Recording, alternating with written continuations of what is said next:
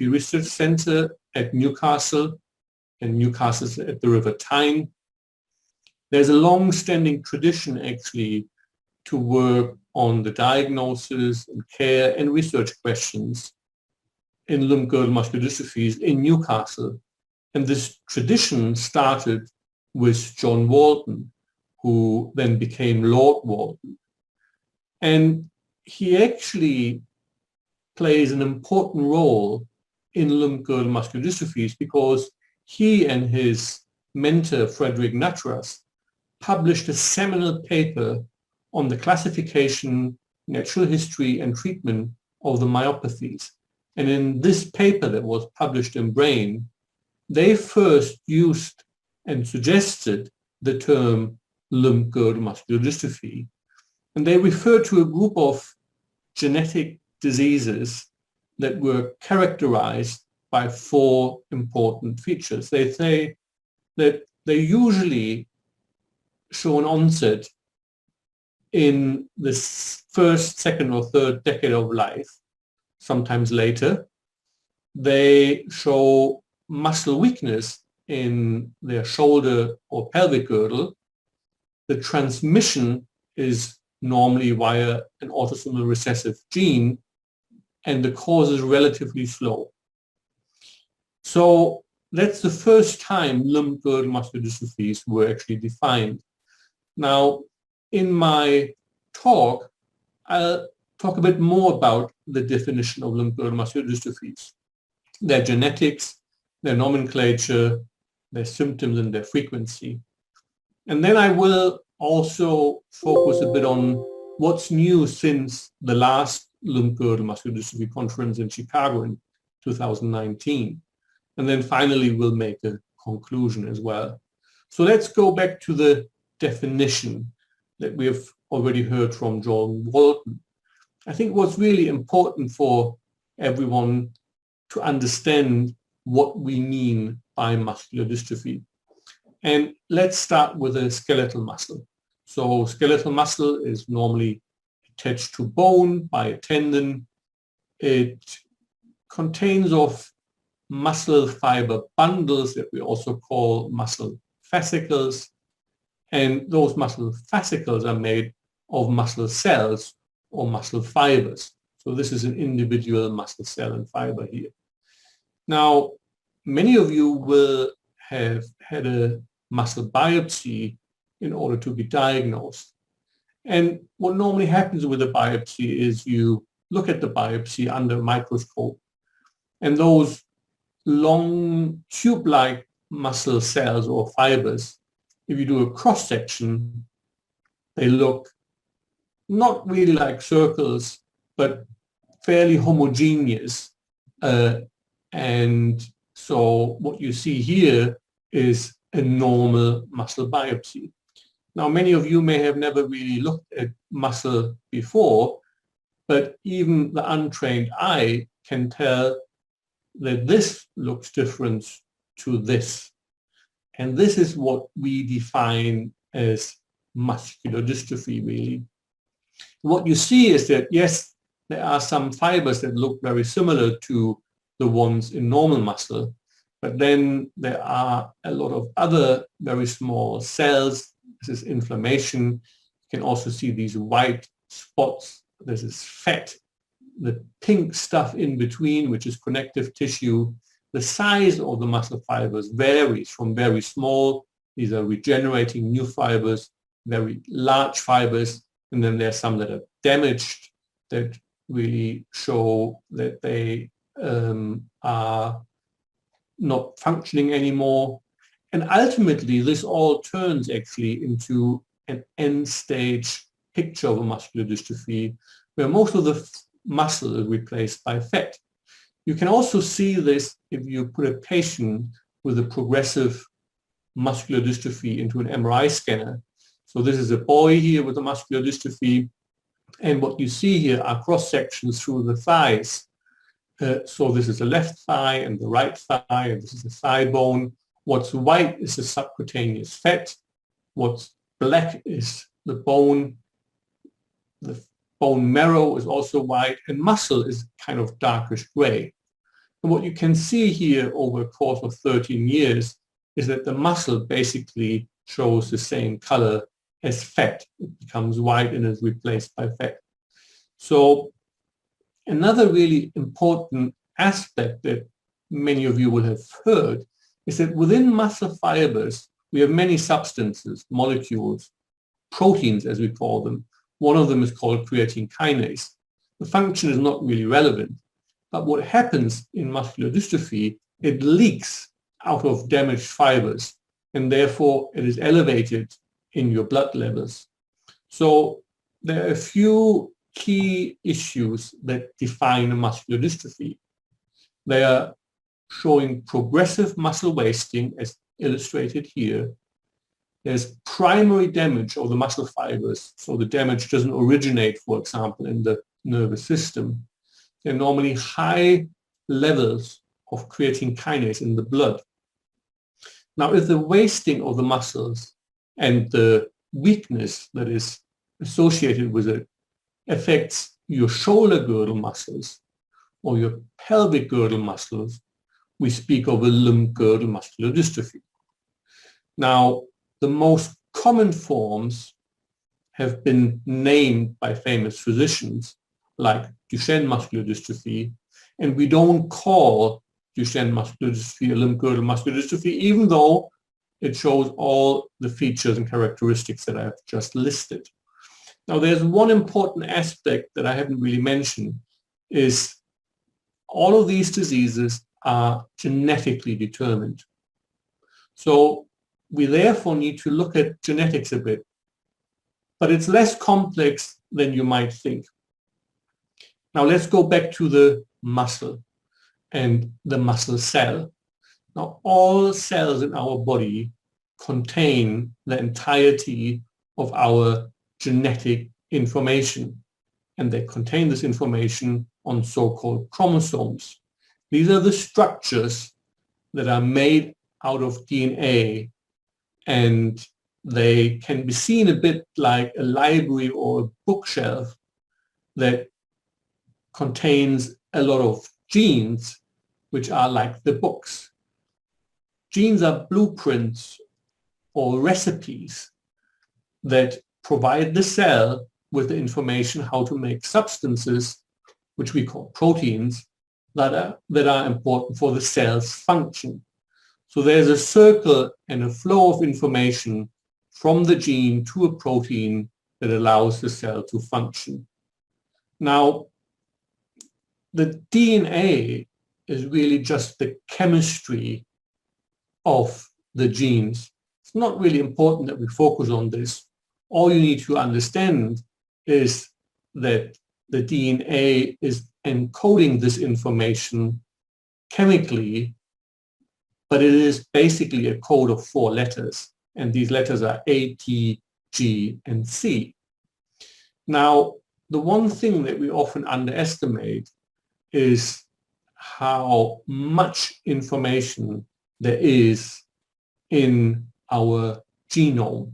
And a genome is basically the complete set of genetic instructions that each cell contains. Now, the Wellcome Trust collection did actually a fantastic effort by really writing down this entire code. And these are the numbers of the chromosomes, and it starts with 1, and there's 22 chromosomes, and then there's an X and a Y chromosome. Now, we actually carry copies of these chromosomes in our cells. So there are always 2 copies. One comes from mom, one comes from dad. If you look at the information, it is actually one of the most boring books. I started with chromosome 1, but didn't go much further actually, because it's just 4 letters in a specific order that defines who you are. What's really amazing is that 2 individuals are almost identical when it comes to these letters. And there's only 1 in 1,000 letters that is different between 2 unrelated individuals. So there's a lot of information.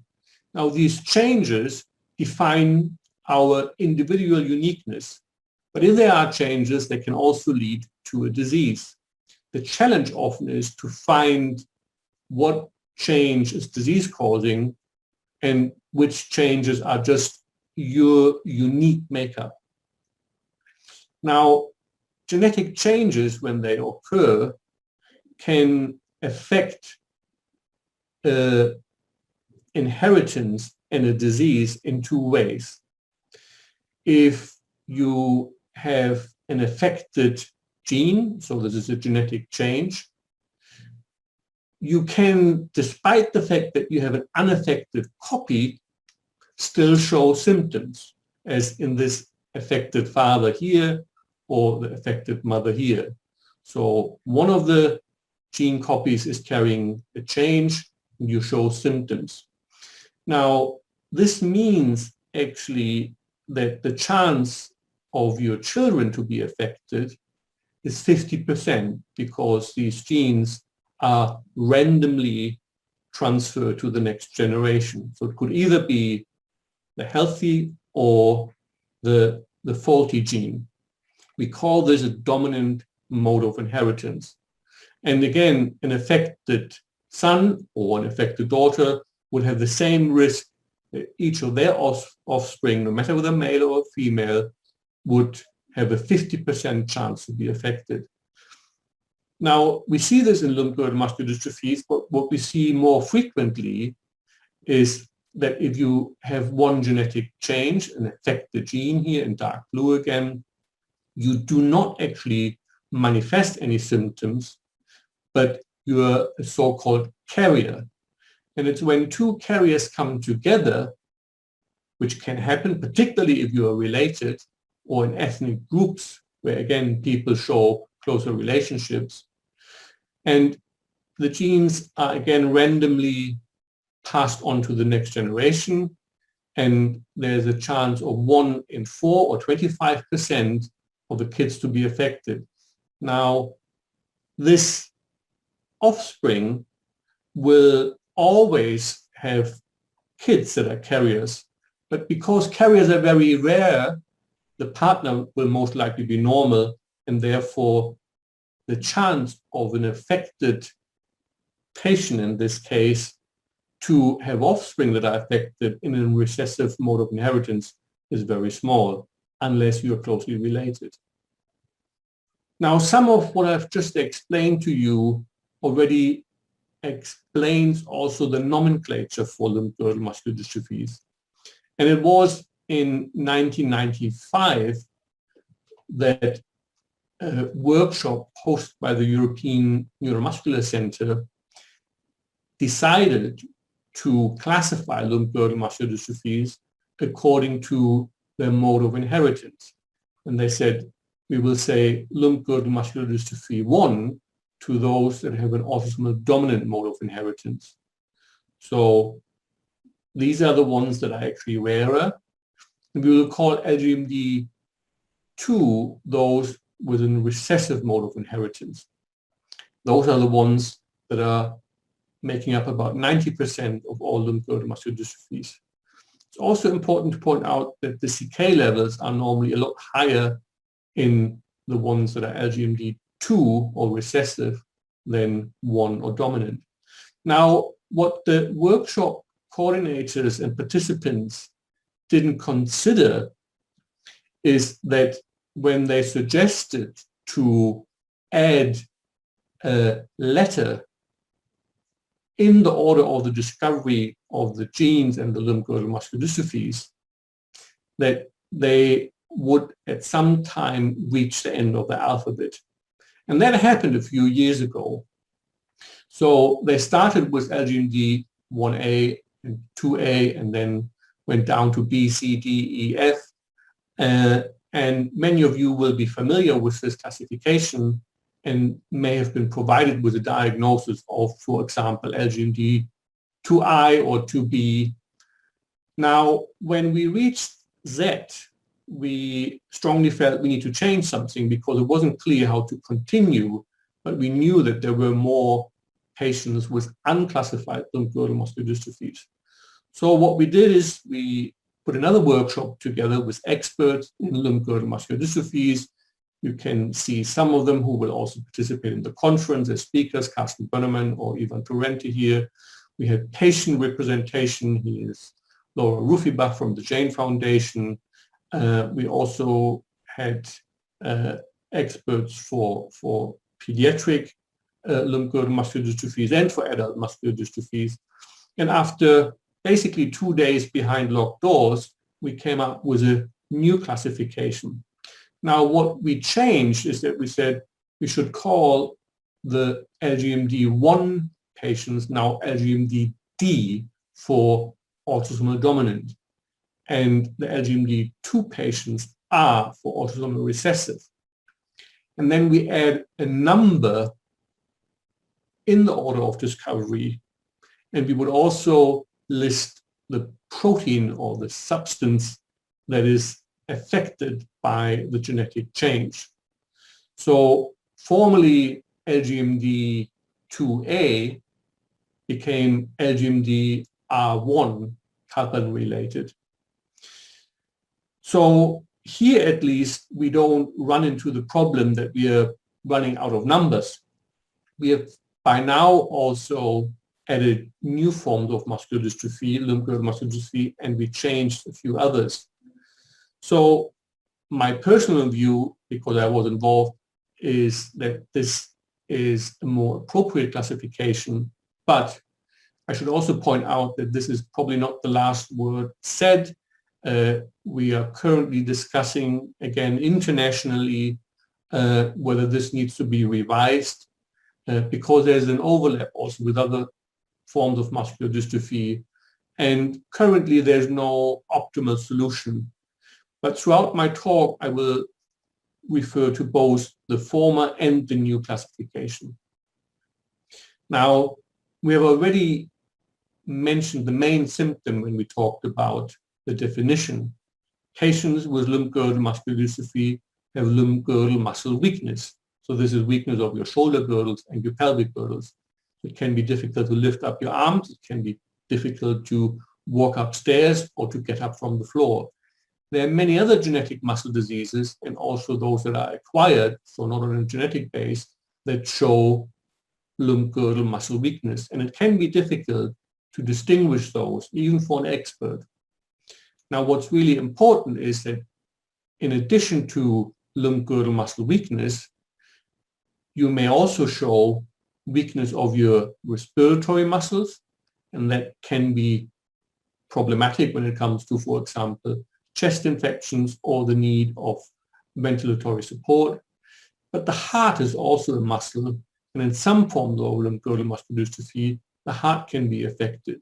So it's very important to know which form of muscular dystrophy, which specific limb-girdle muscular dystrophy you have, so that your breathing function and your heart function can be monitored, or if you are affected by a form that doesn't involve the heart, for example, your clinician knows that there's no need to monitor your heart function.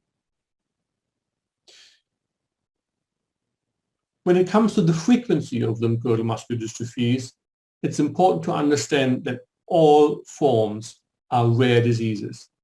All of them are, depending on the region, less than one patient in 100,000 of the population.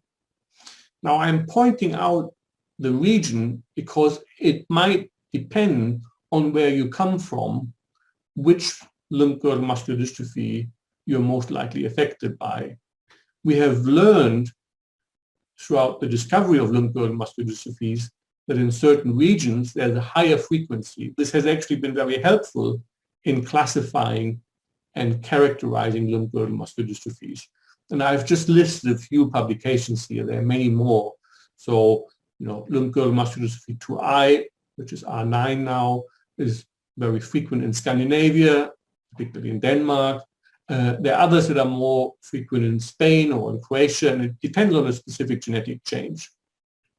So for our region here in the northeast of England, it has been very crucial that we were invaded by the Vikings. And for those of you who know the Netflix series The Last Kingdom, you're very much familiar with the Vikings conquering the northeast of England. So in Newcastle, in our region here, we actually have many of the Viking genetic changes. And if a specific genetic change occurs frequently in a specific ethnic group, we call this a founder mutation. So the Vikings left their mutations here in Northumberland, in the northeast of England, and therefore certain forms of limb-girdle muscular dystrophy are more frequent in our region than they are in other regions of the world, particularly LGMD2I or R9, which we don't see in countries where the Scandinavian influence is very small, like, for example, in Japan.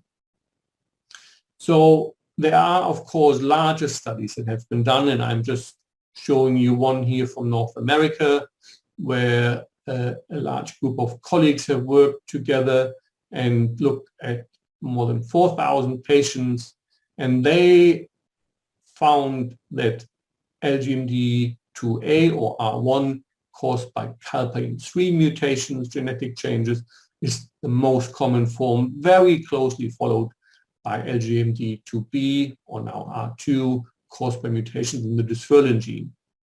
And then there are other limb-girdle muscular dystrophies, LGMD2I, which in North America, where there's a strong Scandinavian influence, can be found as well, Noctamin 5.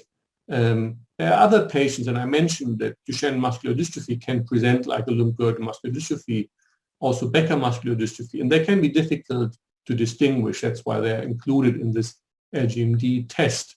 But we have basically found the same thing here in Europe. This is one of our studies in the MyoSeq project, which looked at 2,000 patients across 50 sites in Europe. It was actually supported by a number of patient organizations, which we are very grateful for. And we also found that LGMD1, or formerly 2A, caused by calpain-3, is the most common form, followed by dysferlin and Noctamin 5.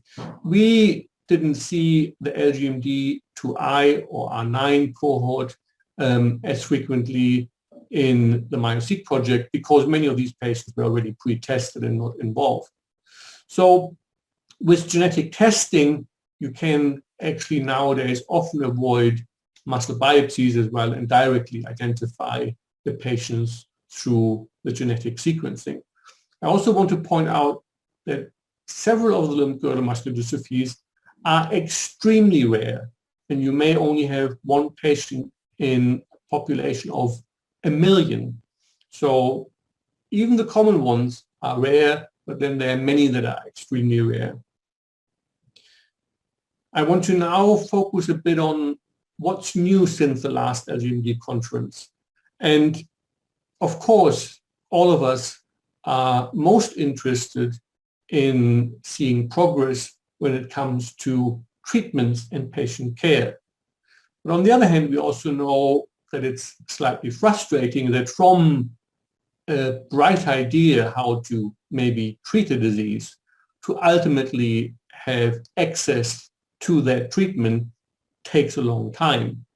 This is based on the fact that particularly the regulators want to make sure, and governments, that people are treated with safe and effective drugs. Now, one big challenge in rare diseases is that before you even start a clinical trial, you need to have some understanding about the natural progression of the disease and how to best actually assess patients in order to make sure that we know whether a drug works or not. So therefore, we are now in a situation where we fortunately start interventional trials, but where we are still doing observational studies. And this could be either through patient registries, and I would encourage everyone who hasn't registered in a limb-girdle muscular dystrophy registry but knows his or her diagnosis to do so. And we're also doing a lot more natural history studies now. Now, the difference, again, depends on the number of patients. You can include thousands of patients if they are there in a patient registry, or hundreds. For interventional trials, you often have only a few patients. The data that you collect need to be a lot more robust in interventional trials. So it's a lot more expensive. You need to spend more time. But both patient registries and natural history studies are important to then move on to interventional trials. Now, why are natural history studies important? So these are studies that just look at the natural history of the disease, the natural cause. They are key to management and advice of you at a point in time of the patient. So that's really helpful. But also, of course, it allows us to monitor longitudinal change. And it may provide comparative data for those receiving therapies later on. What's really extremely important for rare diseases as well is that it helps us to assess the way we assess patients. And, if necessary, then we need to adjust these assessment methods. Fortunately, in the past few years, the limb-girdle muscular dystrophy field has seen now a number of natural history studies for limb-girdle muscular dystrophy 2I or R9, for dysferlinopathy, for calpainopathies, for the sarcoglycanopathies. And a huge role is playing the GRASP LGMD Consortium. So this is a consortium of trial sites, particularly in North America, but also in Europe, that have now initiated a number of natural history studies. And in those natural history studies, physiotherapists play a vital role because they are the ones who actually assess the patients. But we can also look at, for example, the MRI because it's non-invasively. Very rarely we now look at muscle biopsies because that's invasive and you can't do that repeatedly. I want to focus just briefly on one of the natural history studies that I'm involved as well as the chief investigator, and that is funded by the Jane Foundation. And this is the natural history study for patients with limb-girdle muscular dystrophy 2B or now R2 or dysferlinopathy. And these are sites that are currently enrolled in COS2. And COS2 is based on COS1, which started several years ago, and it was an international clinical outcome study for dysferlinopathy funded by the Jane Foundation. And it assessed patients at 6 visits over 3 years at baseline, at 6 months, 12 months, 24 months, and 36 months. And over those 15 sites, we have enrolled more than 200 patients. Now, these are some of the assessments that were done, including, testing the breathing of the patients, but most of the assessments were about your motor function. And I'm just mentioning this because this study has now allowed us to specifically develop an assessment for patients with limb-girdle muscular dystrophy. And it's called the North Star Assessment for Limb-Girdle Type Muscular Dystrophies. So this is now an assessment that has been tested in a large cohort of patients and can be used for clinical trials.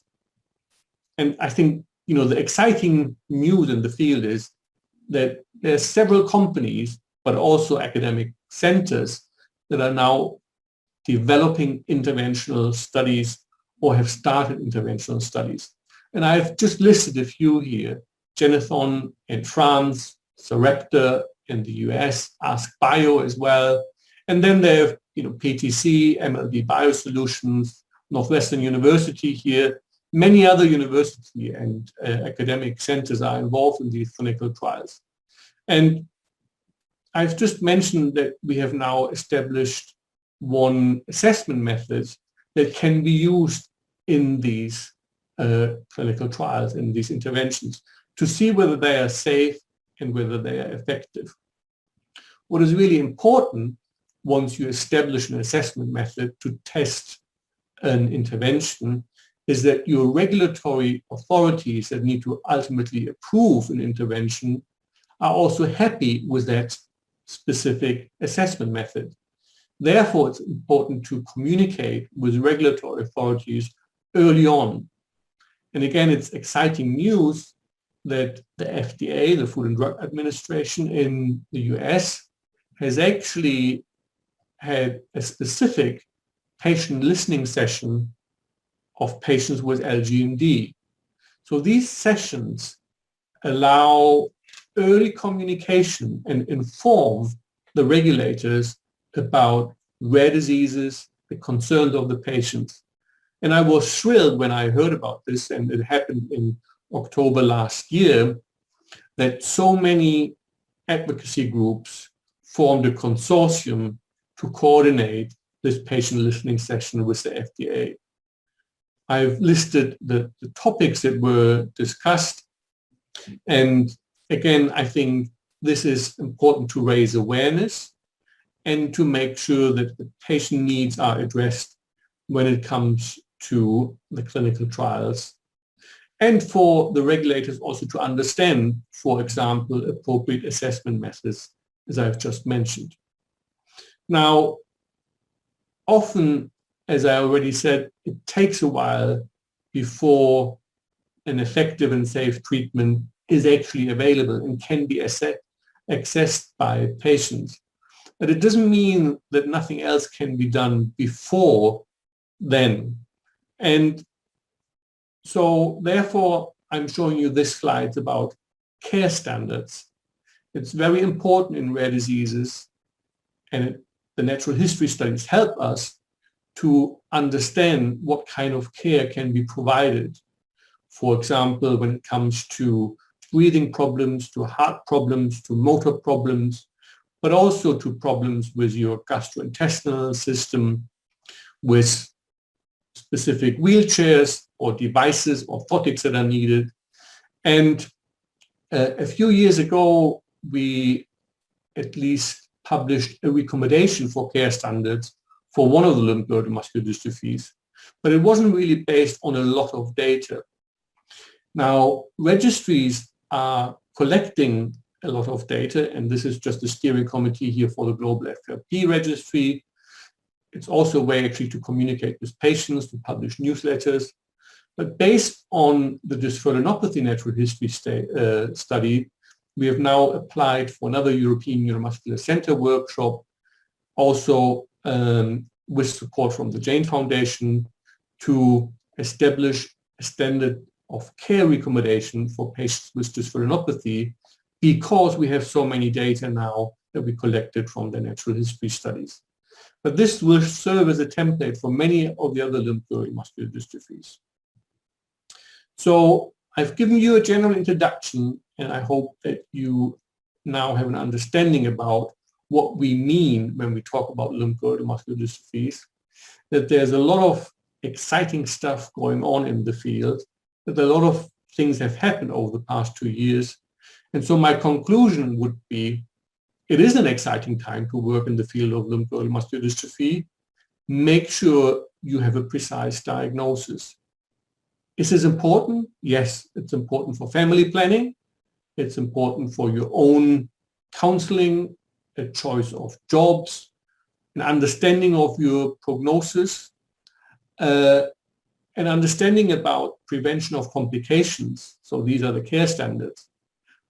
But it's really important now that we have started to do clinical trials to have a diagnosis, because it's prerequisite to be included in a clinical trial, and of course for future molecular therapies.